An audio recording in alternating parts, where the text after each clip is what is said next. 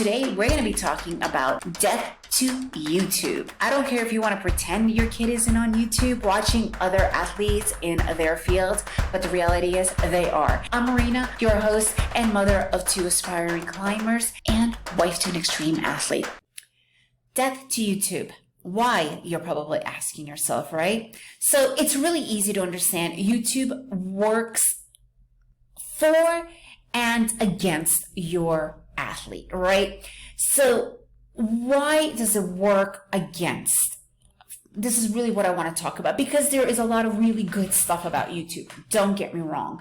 However, when my kids are watching climbing, right? Or when my husband was really into mountain biking, my kids were into mountain biking too. They used to watch a lot of mountain biking videos. It was all about the great jobs that they're doing, the fantastic competitions, the incredible moves that they're making, all this stuff, right? Because it shows all this really good stuff, right?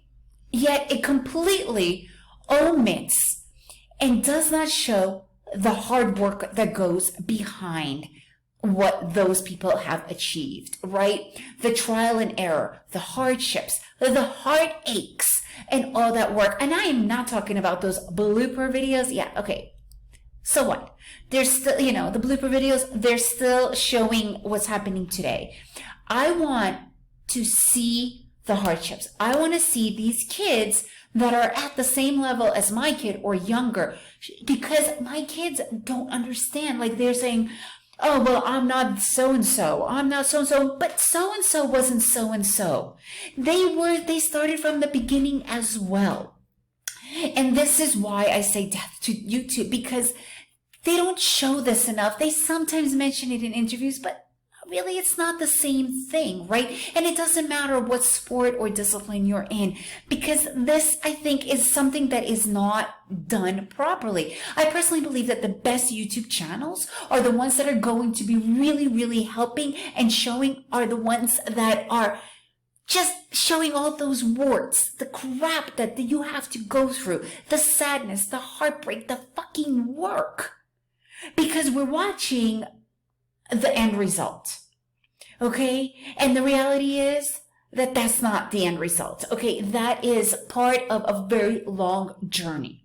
And I'm not talking about, like, my son watches in climbing, they have projects, right? So some of these masterful climbers are doing these projects, and they show like their trials and tribulations with these projects, but they're already at an incredible level. Like, my kids would not even come close to that level, because these guys have been doing it for 10 years or more, and living at the Rock. And there's all these things that are behind the scenes that nobody talks about, right? That's what I want to see. Okay, that's what needs to be shown. That's the reality. And that's why YouTube, it doesn't work for the majority of this stuff, right? And honestly, it almost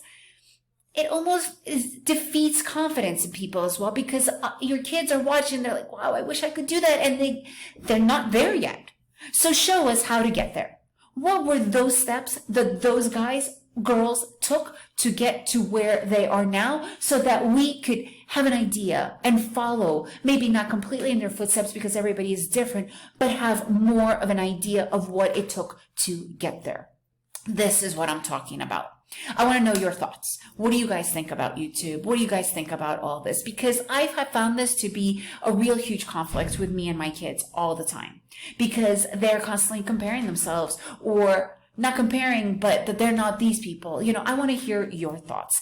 And if you enjoyed this episode, please leave me a review, share it with your friends, and let's dive deep into this topic, because it's important. All right, guys. Remember, it takes a strategic village, and that's what we're here for, is the support.